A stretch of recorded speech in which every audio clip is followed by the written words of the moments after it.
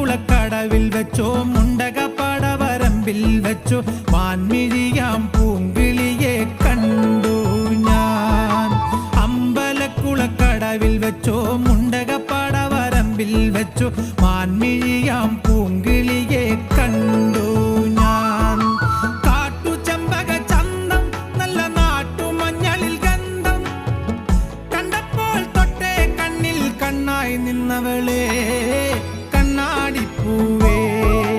അമ്പലക്കുളക്കടവിൽ വെച്ചോ മുണ്ടകപ്പടവരമ്പിൽ വെച്ചോ മാൻമിഴിയാം പൂങ്കിളി